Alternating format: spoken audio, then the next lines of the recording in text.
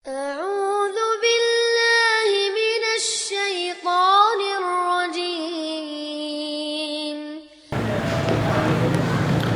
Bismillahirrahmanirrahim.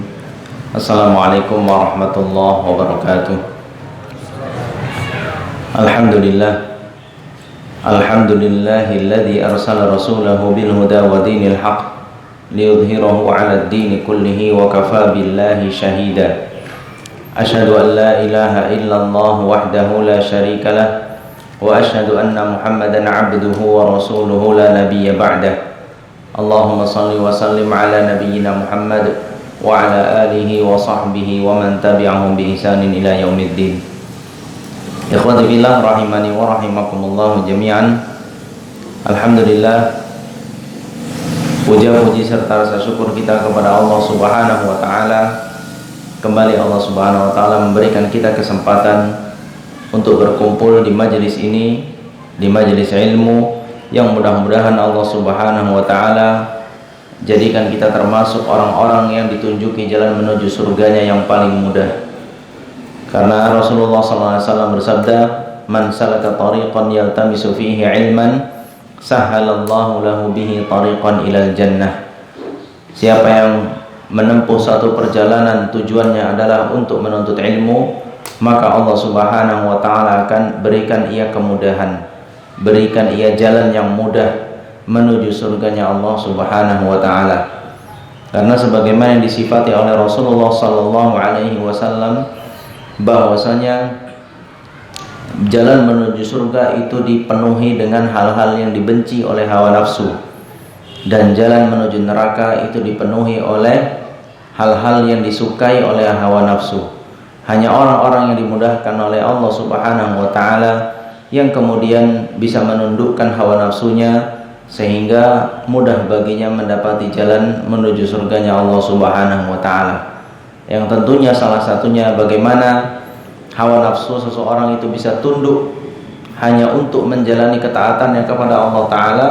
Modal terbesar yang harus ia punya adalah ilmu tentang Allah taala, ilmu tentang Rasulullah sallallahu alaihi wasallam, dan ilmu tentang dinul Islam, ilmu tentang agama Allah Subhanahu wa taala ini berdasarkan dalil-dalil dari Al-Qur'an maupun dari hadis-hadis Rasulullah sallallahu alaihi wasallam. Baik, ikhwati fillah rahimani wa rahimakumullah jami'an. Kita akan lanjutkan bahasan kita dalam kitab Syarah Masailil Jahiliyah, di mana kita sampai sekarang di masalah yang ke-63 ya, di halaman 188. Qala al-muallif rahimahullahu ta'ala, ramyuhum ahlal haqqi bima hum bura'a'u minhu. Ramyuhum ahlal haqqi, tuduhan mereka terhadap orang-orang di atas kebenaran, tuduhan mereka terhadap orang-orang yang berada di atas kebenaran, bima hum bura'a'u minhu, terhadap perkara-perkara yang mereka sendiri berlepas diri darinya, terhadap perkara-perkara yang mereka sendiri berlepas diri darinya. Al-masail, beberapa masalah sekaligus. Al-thalithatu wal-rabi'atu wal-khamisatu was-sadisatu was-sabi'atu was-sittuna. Masalah yang ke-63, 64, 65, 66 dan 67 digabungkan jadi satu, yaitu ramyuhum ahlul haqqi, tuduhan mereka terhadap orang-orang yang berada di atas kebenaran, bis sifatidz dzamimati, dengan sifat-sifat yang buruk. Tuduhan mereka terhadap orang-orang yang berada di atas kebenaran dengan sifat-sifat yang buruk. Wa ramyuhum iyyahum bil fasadi fil ardi, dan tuduhan mereka terhadap orang-orang yang di atas kebenaran dengan tuduhan merusak di atas muka bumi. Kama fil ayat, sebagaimana di ayat yang kita bahas di pekan yang lalu, yaitu di surat Al-A'raf ya, surat Al-A'raf ayat 127. Wa binti qasidinil maliki wa alihatihi wa tabdili dinihi wa tabdili dini. Wa binti qasidinil malik, dan tuduhan bahwa mereka menyepelekan agama raja, agama raja atau pimpinan, dan tuduhan bahwa mereka menyepelekan agama para raja, wa alihatihi, dan sesembahan raja tersebut, wa tabdilid dini, dan merubah agama. Ya, merubah agama. Tadi ya, tuh yang 63 adalah mensifati mereka dengan sifat-sifat yang buruk. 64-nya tuduhan mereka bahwasanya mereka adalah orang-orang yang melakukan perusakan di atas muka bumi. 65 menuduh bahwasanya mereka menyepelekan agamanya para raja. 66 menyepelekan bahwasanya mereka menyepelekan sesembahan para raja. 67 bahwasanya mereka merubah agama. Ikhwati fillah rahimani wa rahimakumullah jami'an.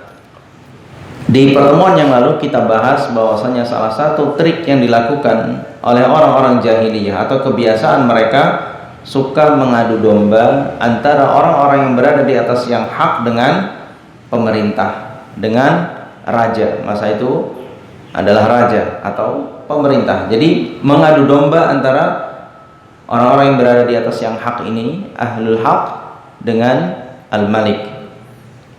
Dalilnya masih sama di surat Al-A'raf ayat 27. Allah Subhanahu wa taala berfirman, "Atadharu Musa wa qaumahu liyufsidu fil ard." Apakah engkau akan membiarkan Musa, ini pengaduan orang-orang yang berseteru dengan Nabi Musa alaihissalam dan Bani Israel. Jadi mereka melaporkan Nabi Musa alaihissalam dan para pengikutnya dilaporkan kepada Fir'aun. Dan tuduhannya ini luar biasa. Mereka katakan apa? Atadharu Musa wa qaumahu liyufsidu fil ard. Apakah engkau akan membiarkan Musa ini melakukan pengerusakan di atas muka bumi ini? Jadi ya, tuduhan itu melakukan pengerusakan di atas muka bumi ini.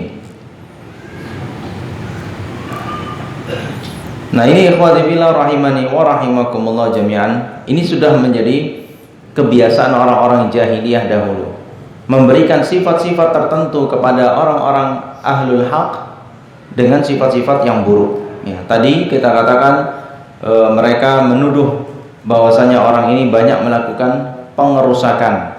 Orang ini menyepelekan agama yang dipercayai oleh pimpinan, oleh raja atau pemerintah. Orang ini menyepelekan sesembahan pemerintah yang kebetulan memang mungkin berseberangan dengan ahlul haq ini. Karena bagaimanapun raja ya atau pemerintah itu punya kuasa yang kuat ya, punya pasukan, punya kekuatan yang bisa memaksa bawahannya untuk mengikuti apa yang mereka inginkan. Makanya itu wajar kalau sekelas para ulama menyebutkan bahwasanya seandainya aku punya doa yang aku tahu doa itu mustajab, walaupun cuma satu saja, niscaya doa itu akan aku tujukan untuk pemerintah, untuk raja, untuk presiden. Karena apa? Dengan baiknya pemerintahan, maka akan baik pula bawahannya. Ya. Tentu kebaikan pemerintah ini butuh proses dan segala macam sehingga kita bisa merasakan kebaikannya ya. Kita bahas lagi di pertemuan-pertemuan yang lalu tentang bagaimana sih agar kita punya pimpinan yang baik ya, kita punya pimpinan yang soleh. Gimana caranya? Coblos yang soleh Ustaz, itu kan. Coblos yang orang-orang yang soleh susah. Nah, Dari tahun kapan Indonesia ini bahasa Indonesianya masih pilihannya masih seperti itu aja. Belum banyak pilihan yang bisa kita katakan bagus sekali agamanya, tidak ya. Hanya alhamdulillahnya masih dari kalangan kaum muslimin. Tapi kendati demikian ikhwah, yang benar adalah cara yang benar bagaimana kita bisa mendapatkan presiden atau pemerintah yang soleh, yang baik adalah dimulai dari rakyatnya ya, dimulai dari rakyatnya. Kita mulai dari ya kita yang berada di bawah ini untuk memperbaiki diri. Mudah-mudahan ketika rakyatnya baik, tentu orang-orang yang baik ketika dia sudah mendominasi, ketika dia sudah menjadi mayoritas, pasti mereka akan pilih orang-orang yang baik. Itu sudah menjadi sunnatullah. Tapi kenapa pimpinan kita masih belum seperti yang kita harapkan?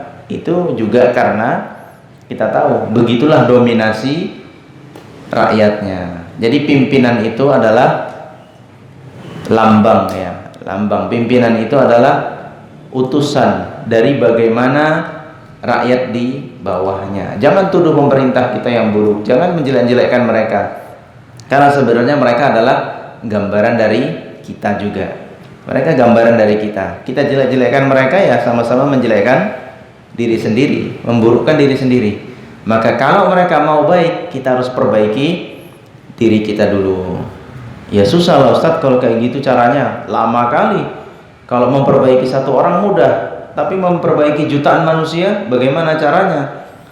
Ya seperti itulah caranya ya. Memang seperti itulah caranya. Tidak bisa dilakukan dengan cara instan ya, nggak bisa. Seperti kita kan sudah dengar dulu bagaimana Mesir ya, melakukan penggulingan pemerintahan, lalu punyalah mereka seorang pimpinan yang hafal Al-Quran ya, pimpinan yang Masya Allah gitu, agamanya bagus.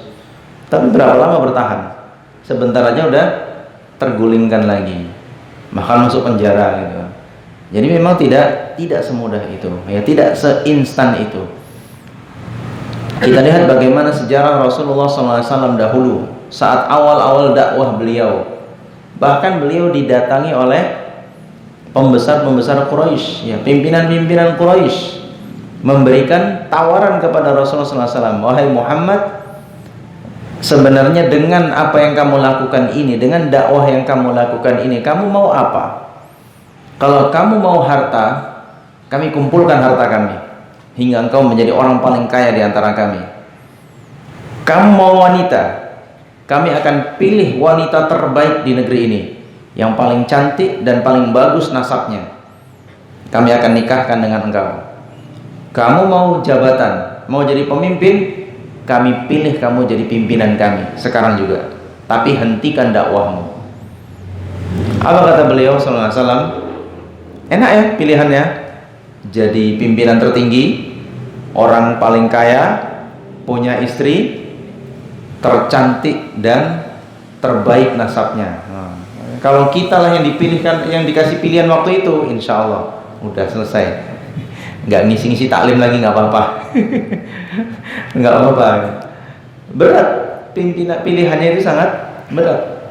Kalau secara logika kita ambil secara pikiran kita, loh kenapa nggak diambil oleh Rasulullah SAW? Kalau beliau itu sudah punya jabatan, ya kan, tertinggi, ya, kemudian hartanya banyak, ya kan, hartanya banyak. Ini kan dua faktor yang paling dominan bisa mengatur rakyat kan. Ini faktor yang paling dominan, jabatan dan ekonomi. Bukankah ini yang paling bisa mengatur rakyat? Nah, tapi Allah Ta'ala tidak menjalankan itu semua dengan apa yang kita pikirkan. Tidak begitu. Tidak begitu. Kalaupun jabatan tertinggi, kalaupun harta yang banyak, itu bisa mengatur, sifatnya hanya sementara. Sifatnya sementara. Paling tidak, begitu Rasulullah SAW meninggal, apakah akan berjalan agama itu? Tidak akan jalan. Ganti pimpinan yang baru, dia punya kebijakan baru lagi. ya kan? Dia punya. Makanya yu'izzu may yasha wa yudhillu may yasha. Allah Ta'ala lah yang mengangkat seseorang dan Allah Ta'ala juga yang menjatuhkan seseorang. Jadi tidak permanen. Kalaupun bisa, mungkin bisa saja. Dia jabatan tertinggi dan dia punya harta, tapi di bawah semua mendendam, di bawah semua tidak menginginkan ia menjadi pimpinan. Tinggal tunggu kapan turunnya. Lihat orang-orang yang merasa berkuasa dengan jabatannya, merasa berkuasa dengan hartanya. Lihat bagaimana mereka kehilangan jabatannya. Apakah masih ada orang yang menghormatinya? Langsung lenyap, nggak ada. Jangankan menunggu berhari-hari, bertahun-tahun, hari itu dia diturunkan, hari itu sudah nggak ada lagi orang yang gubris. Ketika orang berkuasa dengan hartanya, perhatikan, begitu dia tidak memiliki harta lagi, langsung hilang, nggak ada lagi orang mau mendekat. Nah, itulah jika dahulu Rasulullah SAW pilih jalan melalui pimpinan dan melalui harta. Tapi begitulah wahyu dari Allah Ta'ala agar beliau tidak memilih pilihan seperti itu, malah mencari jalan yang susah, jalan yang rumit. Apa itu? Dakwah. Ajarkan tauhid, ajarkan tentang Islam, kenalkan mereka tentang Allah Ta'ala, kenalkan mereka tentang bagaimana posisi beliau sebagai utusan Allah Ta'ala, dan ajarkan kepada mereka tentang dinul haq, jalan yang berat. Kalau tadi kan instan ya, instan. Begitu naik jabatan, langsung bisa diatur semua kota Mekah, jadi raja beliau selasa. Ya, tapi beliau pilih jalan yang diwahyukan oleh Allah Ta'ala yang berliku-liku. Harus berhadapan dengan orang-orang yang bengis, berhadapan dengan orang-orang yang kejam, disiksa oleh kaumnya segala macam, dituduh segala macam kan, dituduh jadi penyihir, dituduh gila, macam-macam. Ya, begitu ikhwani fillah rahimani wa rahimakumullah jami'an. Jadi memang pemerintah atau raja itu punya pengaruh yang besar, benar. Tapi apakah tujuan kita mendapatkan pimpinan? Apakah tujuan kita mendapatkan jabatan, mendapatkan harta? Enggak. Itu bukan tujuan. Itu hanyalah apa? Fasilitas. Nah, itu hanya sebagai kendaraan saja.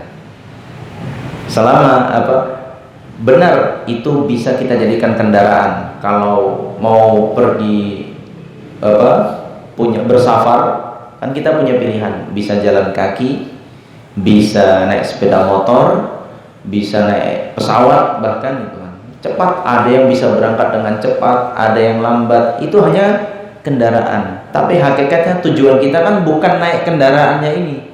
Tapi tujuan kita adalah, misalnya kita mau ke Mekah, misalnya pengen berangkat haji ke Mekah, ya.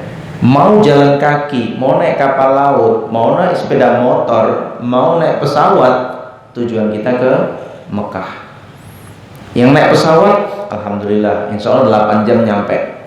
Yang naik kapal laut, ya alhamdulillah juga, insya Allah sebulan bisa lah itu. Sekarang udah nggak sebulan lagi, nggak sampai lah naik kapal laut. Ya, yang naik sepeda motor pun bisa kan, 3 bulan paling tidak tuh perjalanan menuju Mekah, bisa. Tapi tujuannya tetap sana. Nah, bukan tujuannya naik sepeda motornya. Kalau tujuannya naik sepeda motornya, ya muter-muter jadinya. Cuma naik sepeda motor doang. Kalau tujuannya naik pesawat, ya bisa nggak nyampe ke Mekahnya. Ya, sampai sana mungkin, tapi balik lagi, putar lagi sana lagi, karena bukan tujuan dia. Nah, itu perhatikan. Kita harus bisa bedakan mana yang menjadi tujuan kita, mana yang menjadi kendaraan kita, menjadi fasilitas. Kendaraan boleh ganti-ganti. Sementara ini naik sepeda motor, alhamdulillah punya rezeki tambahan, naik kapal laut gitu kan. Ada rezeki lagi naik pesawat kan gitu, nggak masalah. Sementara ini antum bisa cuma menjadi pendengar misalnya, cuma bisa menjadi mendengarkan tentang agama Islam ini, ya kan? Satu saat antum harus juga bisa menjadi pembicara, menjadi penasehat, ya. Satu saat juga bisa menjadi orang yang memberikan keputusan, ya.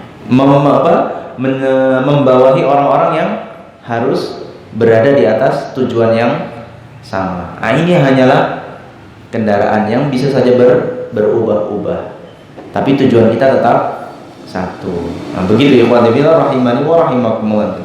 Jadi menjadi pimpinan, adanya pemerintahan yang muslim, adanya pemerintahan yang soleh, itu hanya salah satu kendaraan kita dalam menuju surganya Allah Subhanahu wa ta'ala. Walaupun kita tidak punya pemerintahan yang soleh sekalipun, katakanlah yang paling buruk kita punya pimpinan yang kafir sekalipun, jangan pernah berubah dari tujuannya. Bukan itu yang kita kejar, tapi jannahnya Allah Ta'ala, gitu ya.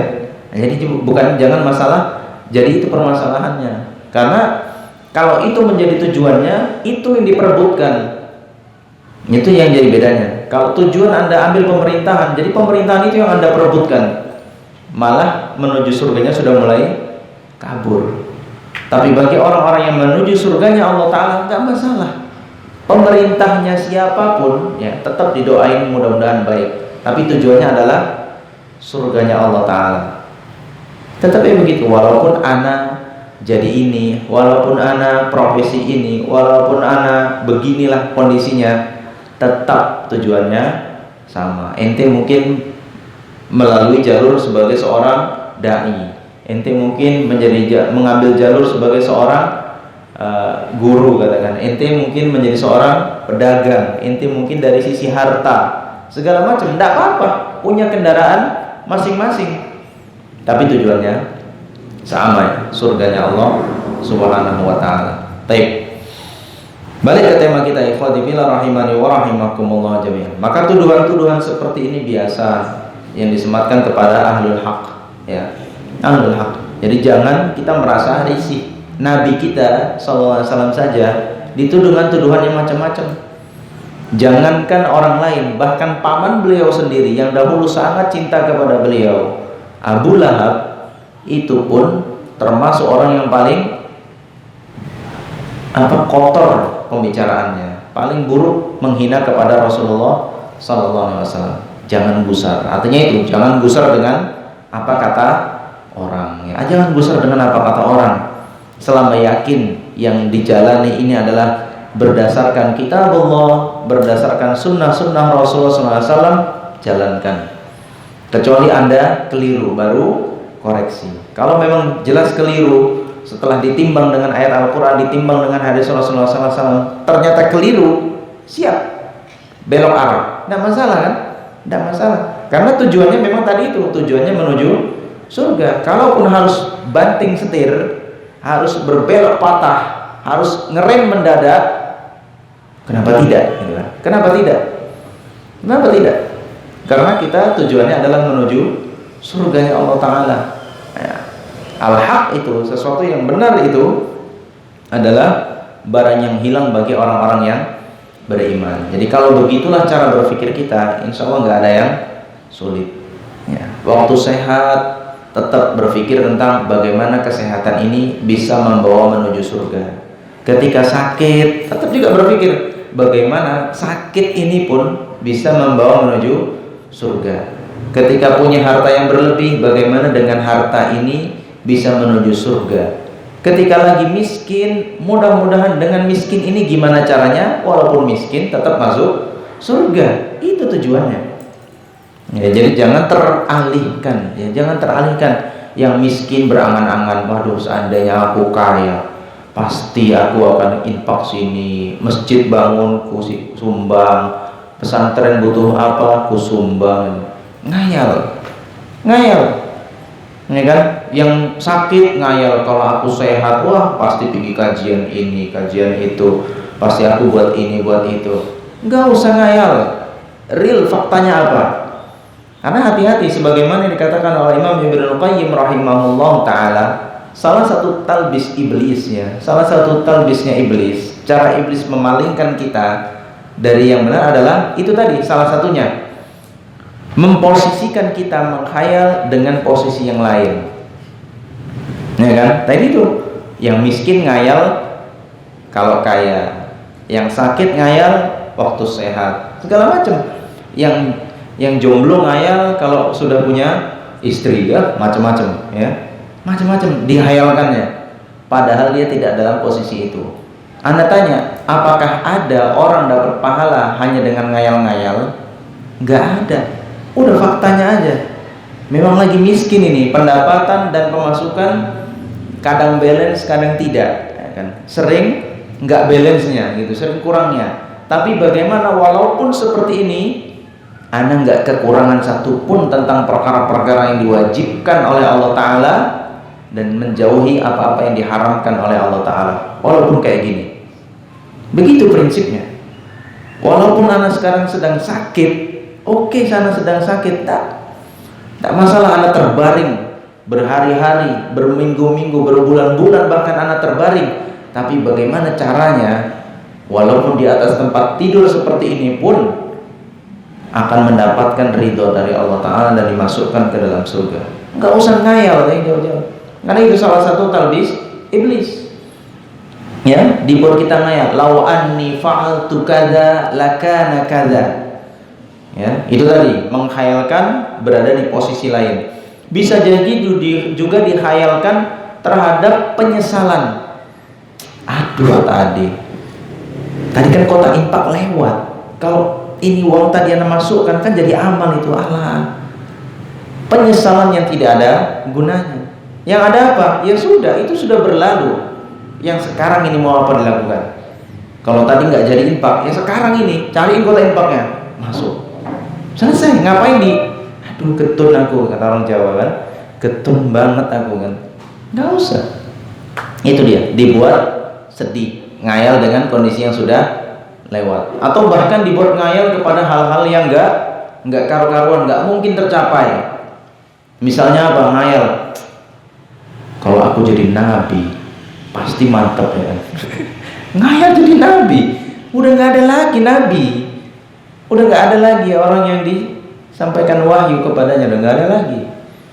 Jadi jangan ngayal yang aneh-aneh. Manusia beradalah di mana saat sekarang ini. Yang lalu sudah berlalu, udah jadi catatan. Yang besok belum ketahuan bagaimana itu akan terjadi. Yang faktanya yang real adalah hari ini. Hari ini gimana kondisinya. Jadi apapun kondisi kita, siapapun kita saat ini, tetaplah tujuannya adalah menuju surganya Allah Subhanahu wa Ta'ala. Udah nggak usah pikirin orang lain. Ngapain? Nggak ada manfaatnya juga. Min husni islamil mar'i tarkuhu ma la ya'ni. Menunjukkan baiknya keislaman seseorang adalah meninggalkan perkara-perkara yang tidak penting. Nggak penting. Ngayal apa pentingnya? Nggak ada pentingnya. Nah itu ya. Jadi apa yang ada pada kita sekarang itulah yang dimaksimalkan. Nggak usah ngayal jadi ini jadi itu. Ya, ikhwati fillah rahimani wa rahimakumullah jami'an. Balik lagi tadi kepada pembahasan kita, ya begitulah orang-orang kafir ya. Orang-orang yang membenci Islam, senantiasa menyematkan orang-orang yang berada di atas al-haq, ahlul haq ini dengan istilah-istilah yang batil. Nabi SAW dihina, ya Syekh Muhammad bin Abdul Wahab dulu diberi lakop-lakop yang buruk. Al-Imam Ibnu Taimiyah rahimahullah ta'ala juga begitu, dan lain sebagainya.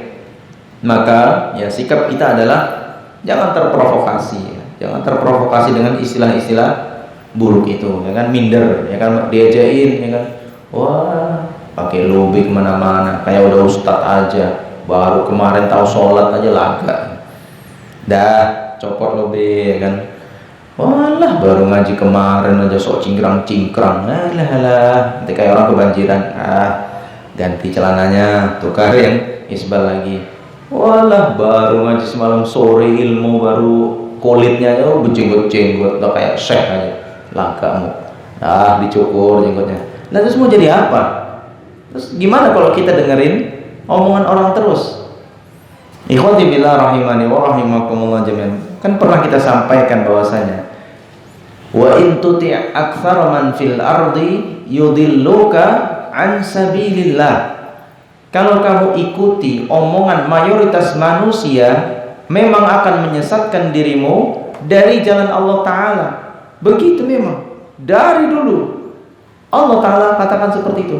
Kalau kamu urusi komentar orang, sementara Anda yakin sudah berada di atas yang hak, sudah berada di atas kebenaran, lalu dengarkan kanan kiri komentar orang, nggak ada yang jalan. Kan kita pernah dengar ya kisah orang Arab ya, 2 orang ayah dan anak berjalan bawa keledai, dituntun keledainya. Apa kata orang?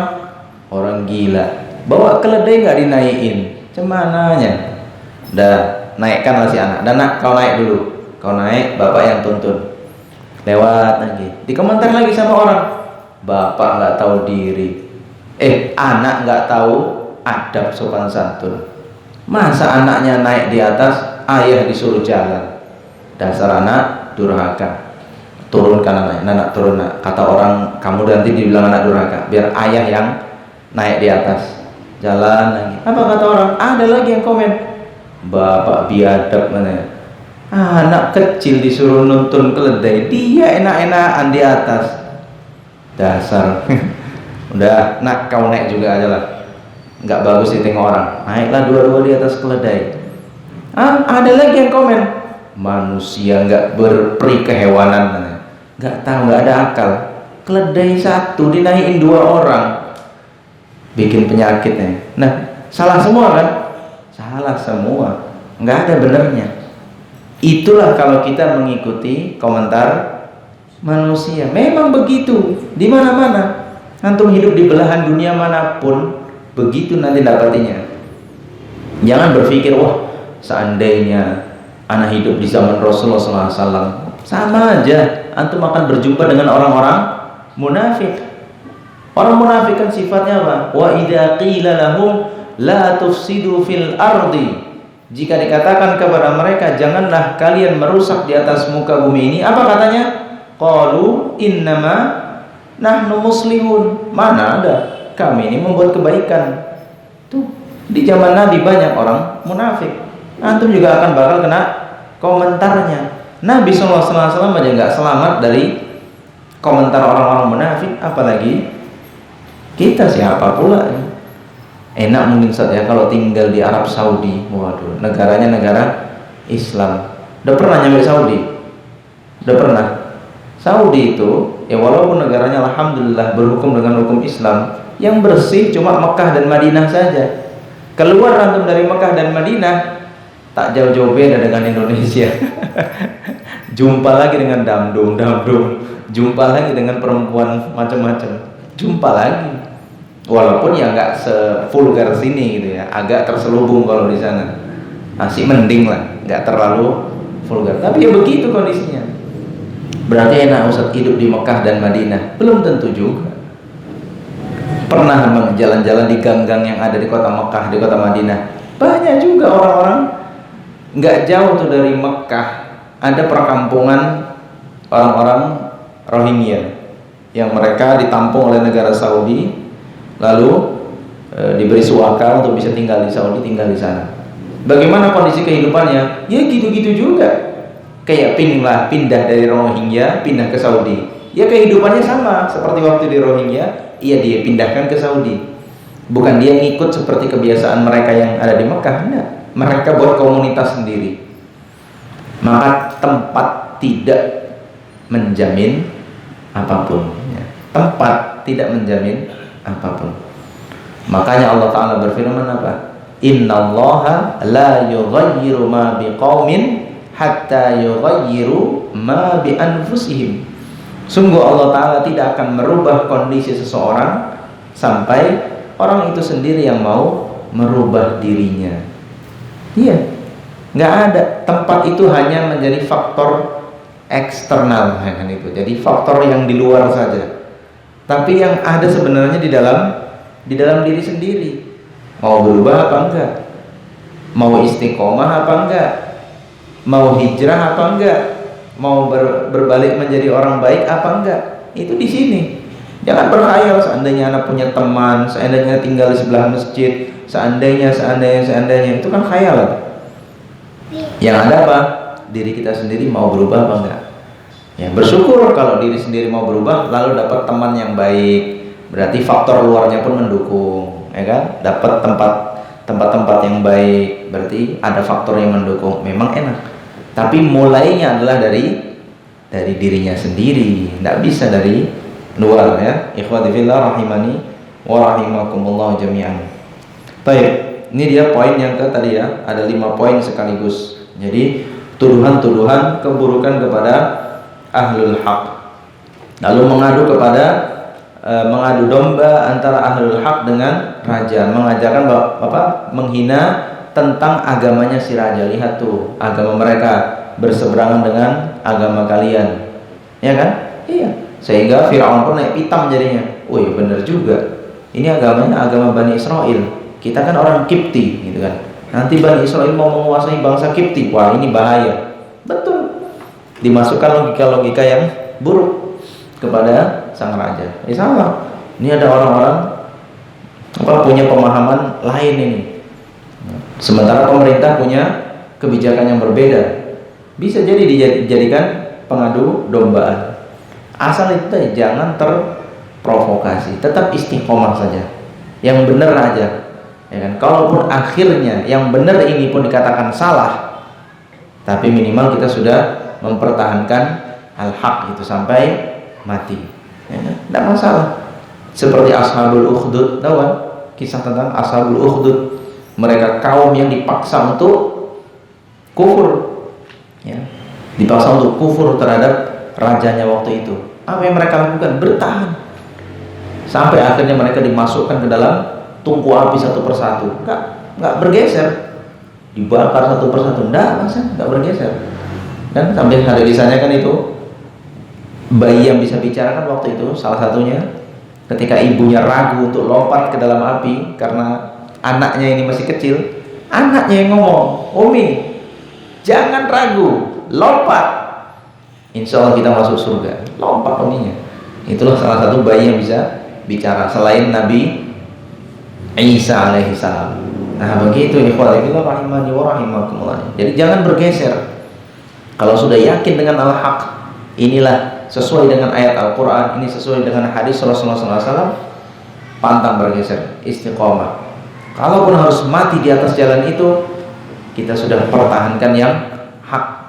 Sudah, insya Allah menjadi husnul khotimah.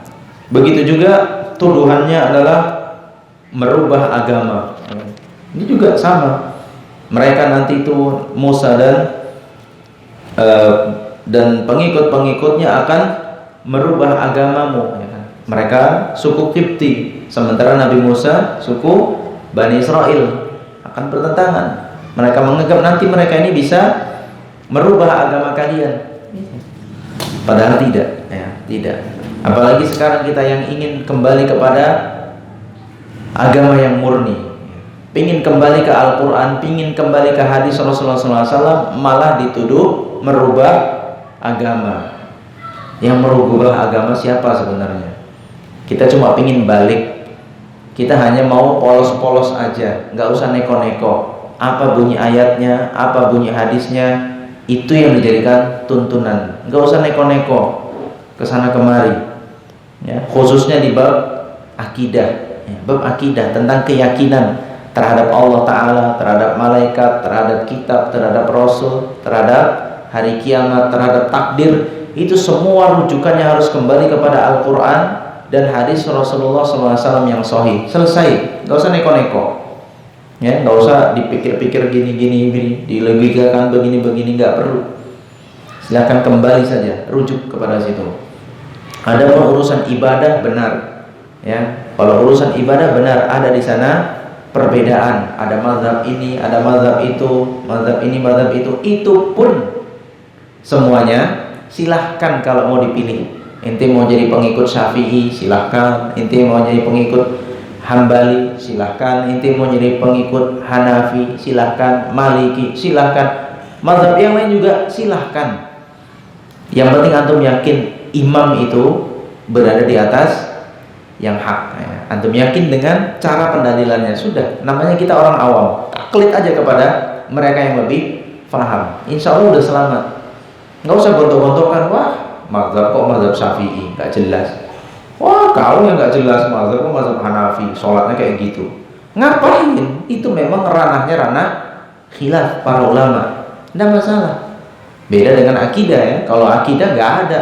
Imam Syafi'i walaupun dalam hal fikih berbeda dengan Imam Malik, tapi akidahnya satu. Sama begitu juga Imam Ahmad, begitu juga Imam Abu Hanifah. Akidah mereka satu, nggak ada khilafnya. Jadi nggak ada para ulama itu berbeda pendapat dalam hal akidah, tidak ada. Kecuali ulama ulama yang sesat. Tapi 4 imam ini lihat akidahnya, nggak ada yang berbeda. Ketika mereka bicara tentang Allah Ta'ala, bicara tentang rukun-rukun iman, tidak ada yang khilaf di antara mereka, sama semua. Begitu ya. Ikhwati fillah rahimani wa rahimakumullah jami'an. Jadi jangan merubah agama, itu enggak benar ya. Kalau dituduh merubah agama, silahkan datangkan bukti. Datangkan saja bukti. Apa ayatnya, apa hadisnya, selesai kan? Kalau memang kita di posisi yang salah, rujuk, belok, patah pun nggak masalah. Harus ngerem mendadak pun nggak masalah. Insya Allah kalau selama itu bisa dibuktikan dengan ayat-ayat Al-Quran dan hadis-hadis Rasulullah Sallallahu Alaihi Wasallam yang sahih. Demikian ikhwani fillah rahimani wa rahimakumullah jami'an. Kemudian kita masuk ke masalah berikutnya yang ke-68. Madahuhum anfusahum bima laisa fihim. Mereka memuji diri mereka sendiri dengan sesuatu yang tidak ada pada mereka. Orang jahiliyah ya, dahulu mereka memuji diri mereka sendiri dengan sesuatu yang tidak ada pada diri mereka. Al-mas'alatu tsaminatu wassittuna, masalah yang ke-68. Dakwahum, pengakuan mereka, al-amala, terhadap amalan, bima indahum minal haqqi, bahwa yang mereka lakukanlah yang benar. Kaqaulihi, sebagaimana firman Allah Ta'ala dalam surat Al-Baqarah ayat 91, nu'minu bima unzila alaina, kami beriman terhadap apa yang diturunkan atas kami, ma'atarkihim iyyahu, padahal mereka pun meninggalkannya. Yang mereka akui itu adalah agama mereka, padahal itu pun mereka tinggalkan, mereka ingkari itu semua. Nah ini ikhwati fillah rahimani wa rahimakumullah jami'an. Jadi orang-orang Yahudi dan orang-orang Nasrani sebagaimana disebutkan dalam surat Al-Baqarah ayat 91 itu, wa idza qila lahum aminu bima anzalallah qalu nu'minu bima unzila alaina. Jika dikatakan kepada mereka, berimanlah kalian terhadap apa yang diturunkan Allah Ta'ala kepada Muhammad, apa yang mereka katakan? Nu'minu bima unzila alaina, kami cukup beriman dengan apa yang ada pada kami. Artinya kami Yahudi Nasrani mengikuti agamanya Nabi Musa dan Nabi Isa alaihissalam, mengikuti Taurat dan Injil, cukup, nggak ada peduli kami dengan kalian pengikut Muhammad. Nah ini pengakuan mereka seperti itu. Jadi seolah-olah mereka menutup diri dari yang lainnya, merasa yang ada pada mereka itulah yang benar. Padahal ya, setelah dibuktikan ternyata mereka sendiri mengingkari perkataan itu, karena risalahnya Nabi Musa alaihissalam yang ada dalam Taurat dan risalahnya Nabi Isa alaihissalam yang ada pada Injil itu tidak mereka laksanakannya. Maka Allah Ta'ala lanjutkan ayat itu dengan berfirman, wa yakfuruna bima wara'ahu, ya, mereka itu kufur terhadap selainnya, ya, terhadap apa yang diajarkan kepada Nabi Muhammad alaihissalam, wa huwal haqqu musaddiqan lima ma'ahum, padahal yang dibawa Muhammad itu adalah yang hak, menjadi penyempurna, menjadi yang membenarkan apa yang ada pada mereka. Ya, pada hakikatnya yang dibawa oleh Nabi Muhammad SAW itu tidak berbeda dengan apa yang diajarkan oleh Nabi Musa dan Nabi Isa alaihi wassalam. Hakikatnya sama. Ya, dalam hal akidah untuk kembali beribadah hanya kepada Allah Ta'ala semata, itu semua sama. Tapi mereka katakan kami hanya mau apa yang ada pada kami. Pada faktanya apa? Bani Israel ya, pernah mencoba untuk menyembah anak sapi. Nah, itu faktanya. Mereka pernah mencoba untuk beribadah kepada anak sapi, hingga akhirnya dihukum oleh Allah Ta'ala untuk bertobat. Gimana cara tobatnya? Saling membunuh satu dengan yang lainnya. Saling membunuh satu dengan yang lainnya. Sehingga dalam tafsirnya kan disebutkan, lalu karena mereka merasa keberatan untuk dibuat saling membunuh, mereka pun minta untuk dinaungi awan gelap. Maka Allah Ta'ala berikan awan gelap, sementara mereka pun saling bunuh satu dengan yang lainnya. Itu bentuk taubat mereka. Yaitu salah satu riwayat yang mengisahkan tentang mereka Bani Israel. Tapi itulah faktanya. Ketika Nabi Musa alaihissalam naik untuk berjumpa dengan Allah Ta'ala, mereka malah mengikuti Musa Samiri, lalu menyembah anak sapi. Nah, itu ya. Kemudian bukti lainnya apa? Bukti lainnya, kalau memang mereka itu adalah pengikut Nabi mereka, lalu kenapa mereka bunuh nabinya? Nabi Isa kenapa dibunuh? Nabi Zakaria kenapa dibunuh? Nabi Yahya kenapa dibunuh? Oleh mereka, tangan-tangan orang Yahudi. Kalau memanglah benar perkataan mereka mengikuti agama nabi-nabi mereka, lalu kenapa nabi itu dibunuh? Itu faktanya, ya kan? Itu faktanya. Jadi siapa yang mengingkari omongannya sendiri? Nah, begitulah ikhwani fillah rahimani wa rahimakumullah jami'an. Jadi banyak memang kebiasaan orang-orang jahiliyah dahulu yang dicontohkan di sini adalah Yahudi dan Nasrani, suka mengaku-ngakui sesuatu padahal tidak mereka lakukan. Ini hati-hati ya, umat Muhammad ini jangan sampai seperti itu, mengaku-ngaku sesuatu padahal tidak ada pada dirinya. Hati-hati dengan pujian yang tidak pada tempatnya, ya kan? Pujian tidak pada tempatnya. Nah, contoh antum baru pindah, ya, kontrakannya pindah dari Johor pindah ke Dalitua. Orang Dalitua nggak ada yang kenal. Gak ada yang kenal tuh, tapi antum kan namanya udah ngaji, rajin ke masjid, pakai lobe, bajunya baju gamis, semua. Masyarakat pun tetangga mengira Ustadz ini kayak ini, wali ini, wali ini, bisa menggandakan uang nih. Hati-hati gitu kan. Lalu dengar omongan, bilang Ustadz apa? Waalaikumsalam Pak Ustadz, dipanggil Ustadz apa? Ya kan? Besoknya udah khutbah dia, padahal baca bahasa Arab pun belum teles, tahsin aja masih level 1 belum tamat-tamat. Tapi karena udah dipanggil Ustadz, mau gimana lagi? Ini amanah. Dipanggil sama Ustadz, berat ya ikhwah seperti itu. Ya berat, nggak mudah kita kadang menampung itu. Makanya pernah ada ikhwah yang bertanya, Ustadz, sebenarnya untuk bisa dipanggil Ustadz itu harus bisa apa Ustadz? Waduh gawat, ini pertanyaan susah. Bayangin coba pertanyaannya begitu. Untuk bisa dipanggil Ustadz itu harus ngamalin apa? Harus sampai selevel apa baru bisa dipanggil Ustadz? Anda tanya sama antum coba, sekolah apa yang lulusannya dapat gelar Al-Ustadz? Coba dari mana juga? Orang Indonesia kan untuk gelar Ustadz itu sangat, untuk gelar-gelar lah Indonesia ini, Allah alam ya, anak trauma dengan orang kadang-kadang terlalu buru-buru dalam memberikan penyematan gelar. Cuma gara-gara pakai logo panggil Ustadz, pakai logo bote Pak Haji, padahal belum pergi haji lagi, udah dipanggil Pak Haji, cocok juga nih kayaknya ya, tambahin haji di depan kan, Haji Kadrun.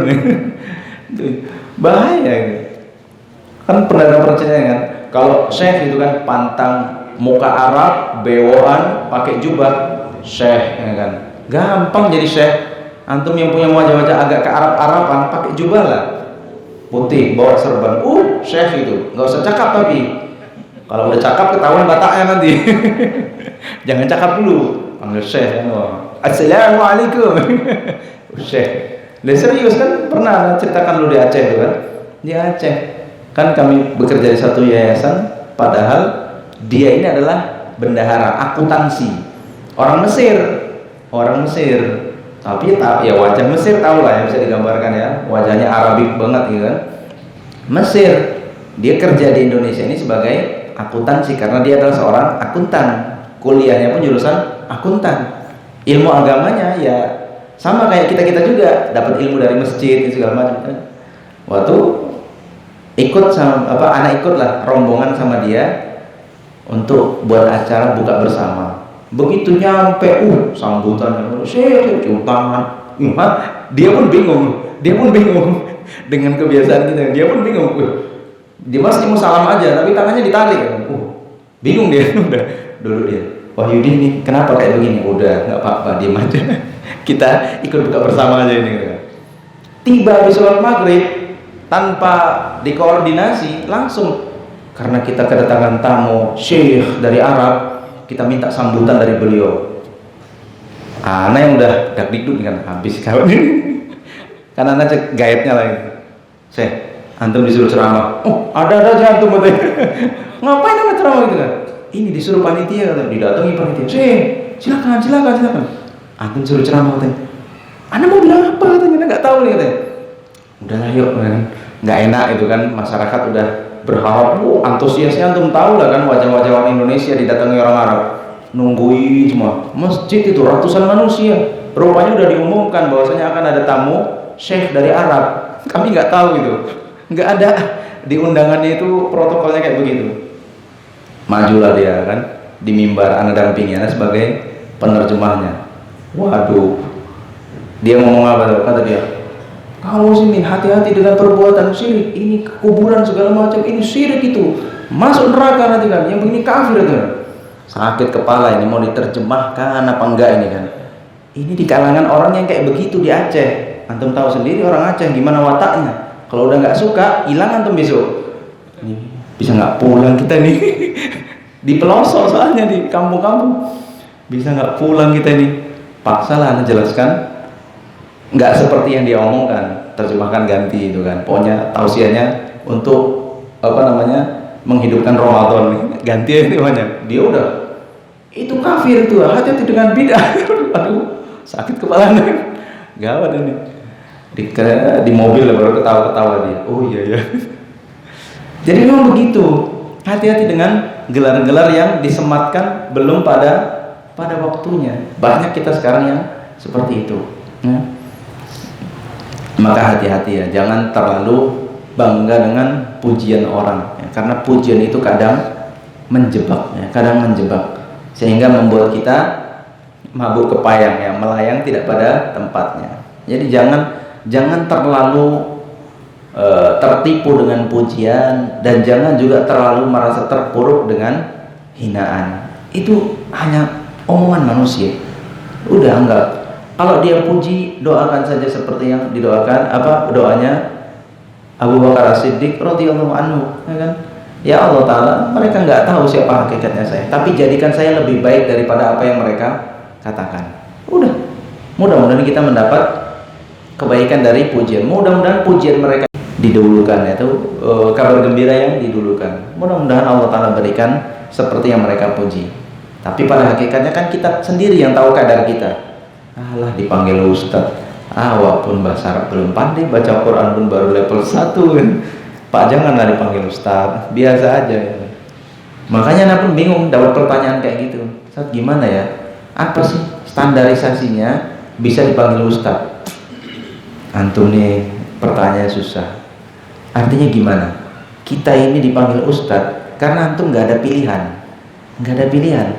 Coba di sini ada Ustadz, nggak usah jauh-jauh lah, Ustadz Ali misalnya tinggal sini gitu kan.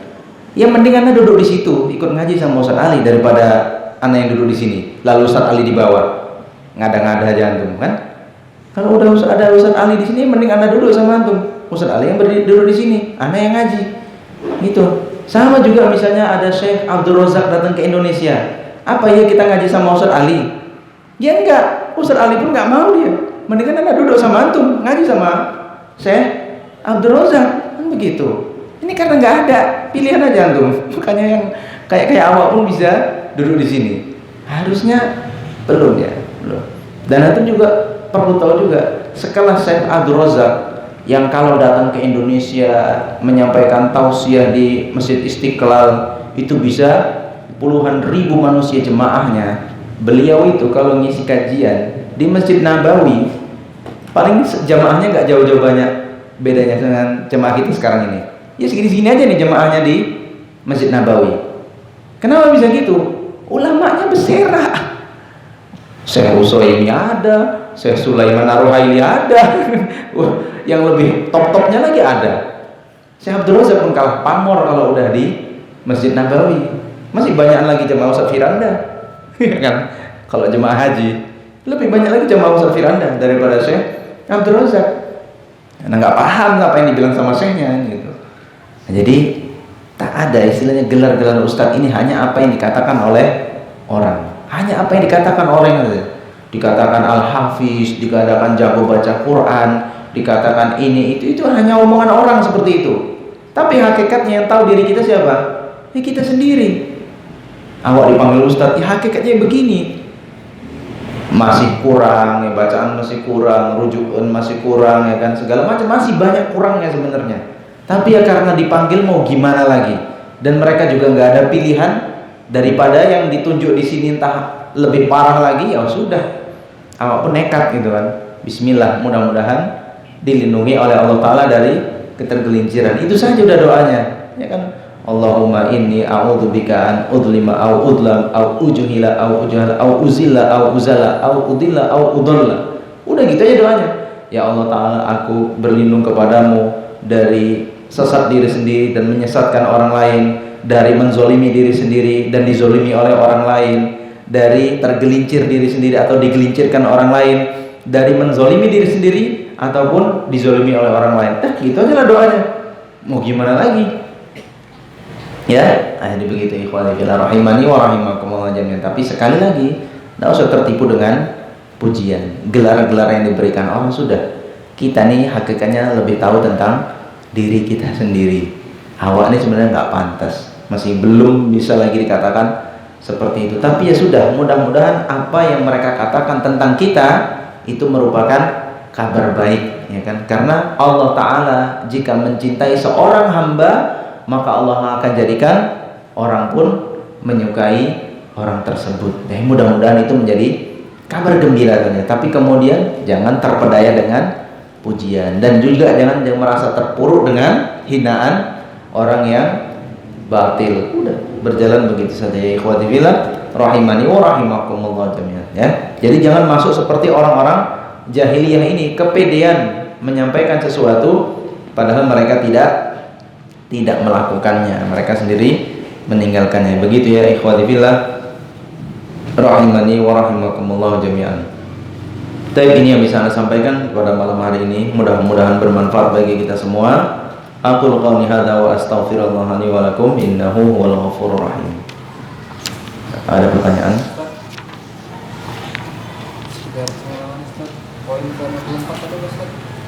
Poin ke-64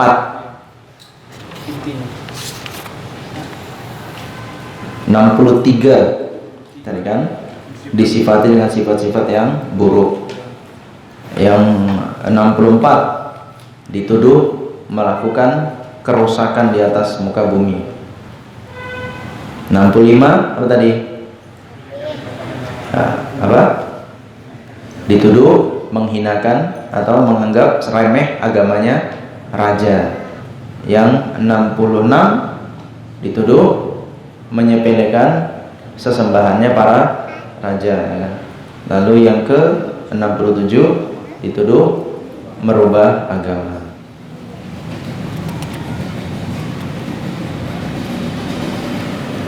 Ada pertanyaan lain? Baik, jika tidak ada, mudah-mudahan bermanfaat bagi kita semua, dan mudah-mudahan Allah Ta'ala berikan kemudahan ya untuk mengamalkan hal-hal yang Allah Ta'ala perintahkan kepada kita, dan dimudahkan untuk menjauhi hal-hal yang dilarang oleh Allah Ta'ala. Kita tutup majelis ini. Subhanakallahumma bihamdik asyhadu an la ilaha illa anta astaghfiruka wa atubu ilaik. Wassalamualaikum warahmatullahi wabarakatuh.